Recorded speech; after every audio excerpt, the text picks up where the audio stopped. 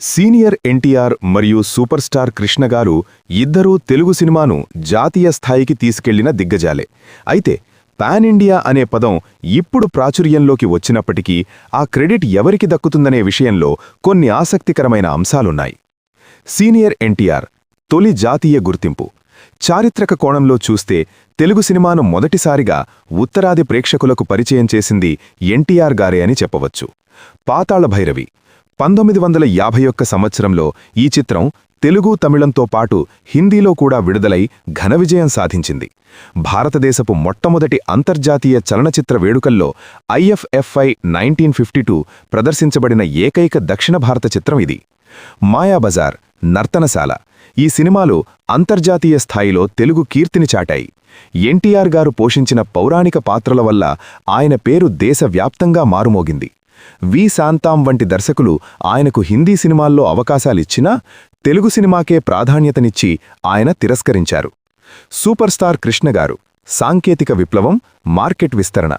కృష్ణగారు Telugu cinema పరిధిని దాటి ఇతర భాషల్లో మార్కెట్ సృష్టించడంలో ఒక ట్రెండ్ సెట్టర్. మోసగాళ్లకు మోసగాడు 1971. ఇది తెలుగులో వచ్చిన తొలి కౌబాయ్ సినిమా మాత్రమే కాదు, దీనిని హిందీ, తమిళం మరియు ట్రెజర్ హంట్ పేరుతో ఇంగ్లీష్లోకి కూడా డబ్ చేసి ప్రపంచవ్యాప్తంగా విడుదల చేశారు.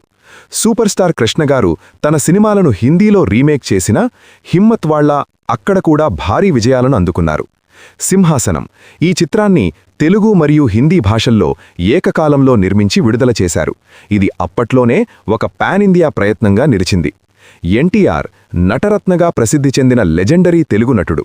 1950లలో బహుభాషా చిత్రాలలో నటించి ప్రభాస్, అల్లు అర్జున్, రామచరణ్ వంటి నేటి పాన్ ఇండియా స్టార్లకు మార్గదర్శకుడిగా నిలిచారు. ఆయన నటించిన బహుభాషా చిత్రాల విషయానికొస్తే 1952లో పాతాళ భైరవి ఈ ఫోక్లోర్ డ్రామా చిత్రం తెలుగు, హిందీ, తమిళ భాషలలో నిర్మితమై మరియు అన్ని భాషలలో అద్భుతమైన విజయాన్ని సాధించింది. భానుమతితో కలిసి నటించిన చండీరాణి ఈ సోషియో ఫ్యాంటసీ చిత్రం కూడా బహుభాషలలో విడుదలై విజయవంతమైంది. సంతోషం అనే తెలుగు చిత్రాన్ని హిందీలో నయా ఆద్మీగా రీమేక్ చేశారు. ఇది హిందీ ప్రేక్షకులలో ఎన్టీఆర్ను ప్రసిద్ధి చేసింది. ఈ హిందీ చిత్రాలు థియేటర్లలో 100 రోజులు ప్రదర్శితమయ్యాయి మరియు హిందీ మాట్లాడే ప్రాంతాలలో ఎన్టీఆర్ను పాపులర్ తెలుగు నటుడిగా స్థాపించాయి. ఎన్టీఆర్ ఆకర్షణీయమైన రూపం మరియు ప్రతిభతో బాలీవుడ్ దర్శకుడు వి శాంతాంను ఆకట్టుకున్నారు. శాంతారాం దుష్యంతుడు మరియు శకుంతల ప్రేమకథ ఆధారంగా ఒక చిత్రంలో దుష్యంతుడి పాత్రను ఎన్టీఆర్కు ఆఫర్ చేశారు. అయితే ఎన్టీఆర్ గౌరవంగా ఆ ఆఫర్ను తిరస్కరించి తెలుగు సినిమాపై దృష్టి సారించారు. తరువాత శాంతారాం స్వయంగా స్త్రీ చిత్రంలో ఆ పాత్రను పోషించారు. తెలుగులో లార్డ్ కృష్ణుడిగా ప్రసిద్ధి చెందిన ఎన్టీఆర్ను హిందీ చిత్రంలో కూడా ఆ పాత్రకు ఆహ్వానించారు. 1 కోటి ఆఫర్ వచ్చినా తెలుగు ప్రేక్షకులతో తన అనుబంధాన్ని ప్రాధాన్యతనిచ్చి తిరస్కరించారు. బదులుగా తెలుగు చిత్రంలో ₹10,000కే ఆ పాత్రను పోషించారు. ఇది ఎన్టీఆర్ తెలుగు సినిమా పట్ల ఉన్న అంకిత భావాన్ని చూపిస్తుంది. విశ్వవిఖ్యాత నటసార్వభౌమ నందమూరి తారక రామారావు 2 హిందీ చిత్రాల్లో కూడా నటించారు. ఇప్పుడంతా పాన్ ఇండియన్ ఫిల్మ్ అంటున్నారు. ఎప్పుడో 1953లోనే పాన్ ఇండియన్ ఫిల్మ్లో నటించి ఎన్టీఆర్ చరిత్ర సృష్టించారు. తెలుగులో తొలి పాన్ ఇండియన్ హీరో ఎన్టీఆర్. ఆయన హీరోగా పరిచయమైన 5-6 ఏళ్ల కాలంలోనే ఇలా 2 హిందీ చిత్రాల్లో నటించే అవకాశం రావడం విశేషంగా చెప్పాలి. వీటిల్లో చండీరాణి విషయానికొస్తే తెలుగు, తమిళ, హిందీ భాషల్లో ఒకేసారి రూపుదిద్దుకుంది.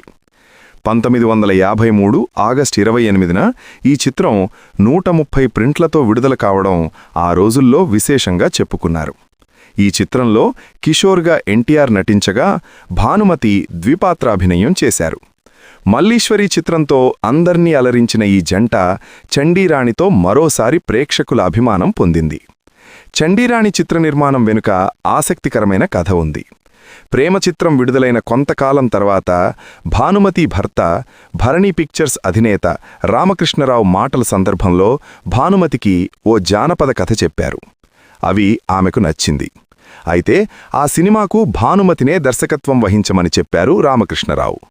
మొదట సందేహించిన తను దర్శకత్వ పర్యవేక్షణ చేస్తానని భర్త చెప్పడంతో సరేనన్నారు భానుమతి. రామకృష్ణరావు మొదట అలా చెప్పినా ఆ సమయంలోనే బయట సంస్థ నిర్మిస్తున్న బ్రతుకుతెరువ చిత్రానికి ఆయన దర్శకత్వం వహిస్తుండడంతో ఆ బిజీలో చండీరాణి మీద దృష్టి పెట్టలేకపోయారు. దాంతో భానుమతి భర్త చెప్పిన పాయింట్తోనే కథ తయారు చేశారు. కథానాయక పాత్రలు రెండూ తనే పోషించాలని భానుమతి నిర్ణయించుకున్నారు. హీరోగా ఎన్టీఆర్ని ఎంపిక చేశారు. అప్పటికే భరణీ సంస్థ తెలుగు, తమిళ భాషల్లో సినిమాలు నిర్మిస్తోంది. చండీరాణి చిత్రాన్ని హిందీలో కూడా తీస్తే ఖర్చులు కలిసి వస్తాయని 3 భాషల్లో తీయాలని నిర్ణయించుకున్నారు భానుమతి. మొదట తెలుగు, తమిళ భాషల్లో హీరోగా ఎన్టీఆర్ని, హిందీ వెర్షన్కు దిలీప్ కుమార్ని అనుకున్నారు. అయితే మద్రాస్కు వచ్చి షూటింగ్లో పాల్గొనడానికి దిలీప్ కుమార్ ఆసక్తి చూపించకపోవడంతో హిందీ వెర్షన్లోనూ ఎన్టీఆర్ నటించారు. ఒక్కరిద్దరు ఆర్టిస్టులు తప్ప తెలుగు వెర్షన్లో నటించిన వారే హిందీలోనూ నటించారు. రేలంగి పోషించిన పాత్రను మాత్రం హిందీలో పాపులర్ కమేడియన్ ఆగా పోషించారు. హిందీ వెర్షన్ కోసం అక్కడ పంపిణీదారులు ఇచ్చిన అడ్వాన్సులతో భరణీ స్టూడియో నిర్మాణం పూర్తి కావడం గమనార్హం. చండీరాణి చిత్రం భరణీ సంస్థకు మంచి లాభాలు తెచ్చిపెట్టింది. తొలి త్రిభాషా చిత్రంగా చరిత్రలో నిలిచిపోయింది. ఆ రోజుల్లో తమిళంలో పేరొందిన సంస్థల్లో జూపిటర్ పిక్చర్స్ ఒకటి. కెఏ ముత్తుస్వాము చెట్టియార్ తనయుడు సోముగా పిలువబడే సోముసుందరం తిరుప్పూర్లో వాళ్లకు రైస్ మిల్లుండేది. అందులో హబీబుల్లా అకౌంటెంట్గా పనిచేస్తుండేవారు. సోము, హబీబుల్లా అభిరుచులు ఒకటే కావడంతో ఇద్దరూ కలిసి షణ్ముఖానంద టాకీస్ సంస్థను నెలకొల్పి 1935లో తొలిసారిగా మేనక చిత్రాన్ని నిర్మించారు. ఆ తర్వాత జూపిటర్ పిక్చర్స్ సంస్థను కొనుగోలు చేసి తమిళంలో అనేక చిత్రాలు నిర్మించారు. సోము, హబీబుల్లా దృష్టి తెలుగు చిత్ర పరిశ్రమ మీద పడింది. ఆ సమయంలో ఎన్టీఆర్ హీరోగా దూసుకుపోతున్నారు. ఆయనతో 5 చిత్రాలు తీయడానికి జూపిటర్ పిక్చర్స్ సంస్థ అగ్రిమెంట్ చేసుకుంది. సంతోషం, దాని హిందీ వెర్షన్ నయా ఆద్మీ, ఆ తర్వాత ఉమాసుందరి, వాల్మీకి, మర్మయోగి చిత్రాలను వరుసగా ఈ సంస్థ ఎన్టీఆర్తో నిర్మించింది. తమిళంలో హిట్టైన వేలయక్కారి చిత్రం ఆధారంగా సంతోషం, నయా ఆద్మీలు రూపుదిద్దుకున్నాయి. హిందీ, తెలుగు వెర్షన్లలో ఆర్టిస్టులు దాదాపు ఒకటే. అయితే జగ్గయ్య పోషించిన పాత్రను హిందీలో అన్వర్ హుసేన్, రేళంగి పాత్రను హిందీ కమీడియన్ గోప్ పోషించారు. ఎన్టీఆర్, అంజలీదేవి, జమున, రామశర్మ, రాజసులోచన 2 భాషల్లోనూ నటించారు.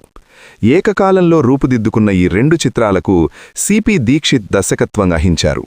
ఆయనకు తెలుగు రాకపోవడంతో హనుమంతరావు అనే ఆయన సహాయకుడిగా పనిచేశారు. సంతోషం చిత్రం 1955 డిసెంబర్ 24న, నయా ఆద్మీ చిత్రం 1956 జనవరి 1న విడుదలయ్యాయి.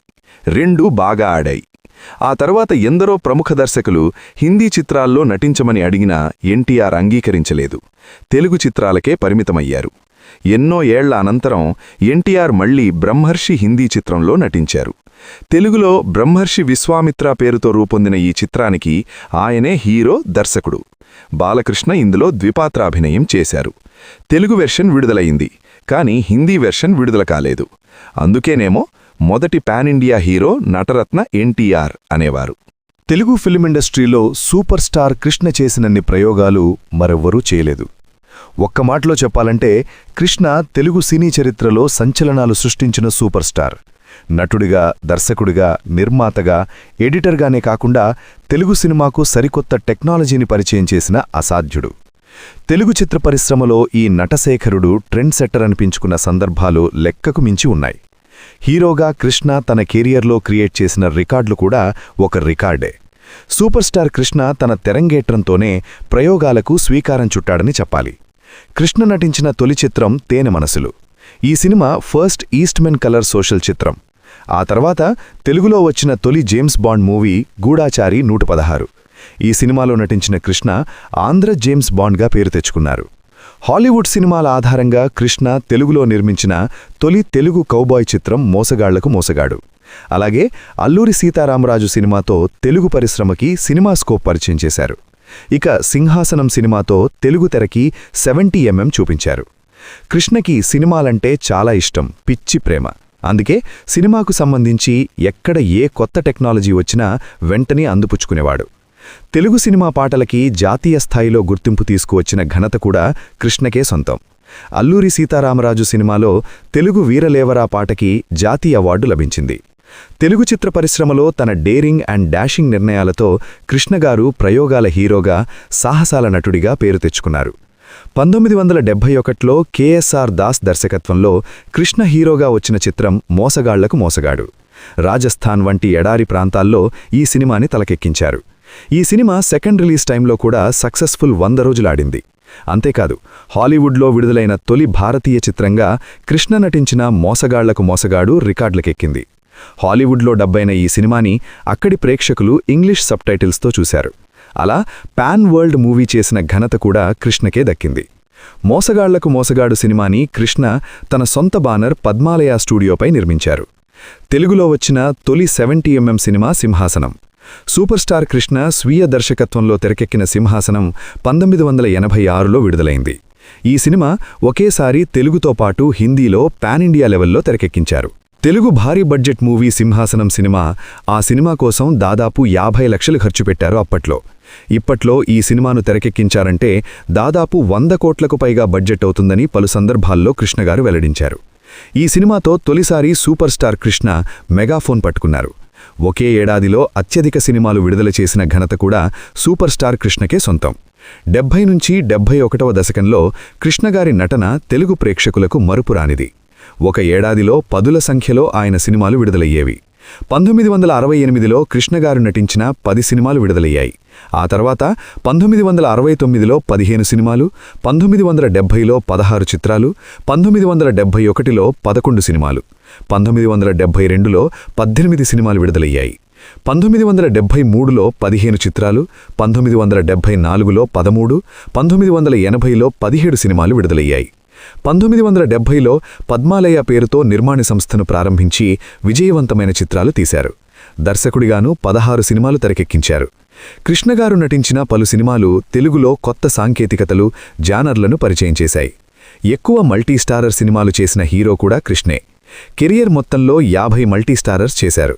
చిత్ర పరిశ్రమలో కృష్ణ నెలకొల్పిన రికార్డులను మరే హీరో సాధించలేదనటం అతిశయోక్తి కాదు. తెలుగు సినీ పరిశ్రమలో ఎన్నో అధునాతన విషయాలు తెరమీదకు తెచ్చిన నటుడు super star Krishna. Super star కృష్ణగారు తెలుగు సినిమా ఇండస్ట్రీలో ఒక దిగ్గజ నటుడు, దర్శకుడు మరియు నిర్మాత. ఆయన 50 ఏళ్ల క్రితమే పాన్ ఇండియా మరియు పాన్ వరల్డ్ స్థాయి సినిమాలు తీసి తమ సత్తా చూపించారు. ప్రధాన పాన్ ఇండియా సినిమాలు మోసగాళ్లకు మోసగాడు. ఇది 1971లో విడుదలైన సినిమా. ఇది తెలుగు సినిమా ఇండస్ట్రీలో పాన్ ఇండియా మూవీగా పరిగణించబడుతుంది. ఈ సినిమా తమిళ్ మరియు హిందీలో ఖజానా పేరుతో మరియు ఇంగ్లీష్లో ద ట్రెజర్ పేరుతో అనేక భాషల్లో విడుదలై సూపర్ హిట్ అయింది. కృష్ణగారు హీరోగా, నిర్మాతగా తమ ప్రతిభ చూపించారు.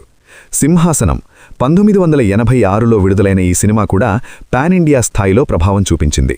ఆ రోజుల్లోనే ఇది మల్టీ లాంగ్వేజ్ ఫార్మాట్లో తయారైంది మరియు కృష్ణగారు దర్శకత్వం వహించారు. కృష్ణగారు సుమారు 350 సినిమాల్లో నటించారు మరియు అనేక ప్రయోగాత్మక చిత్రాలు తీశారు. పాన్ ఇండియా కాన్సెప్ట్ను తెలుగు సినిమాకు పరిచయం చేసిన హీరోగా ఆయనను చెప్పుకుంటారు.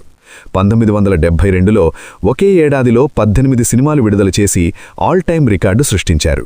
వీటిలో చాలా సినిమాలు బ్లాక్ బస్టర్ హిట్లు మరియు పండంటి కాపురం సినిమాకి నేషనల్ అవార్డు వచ్చింది.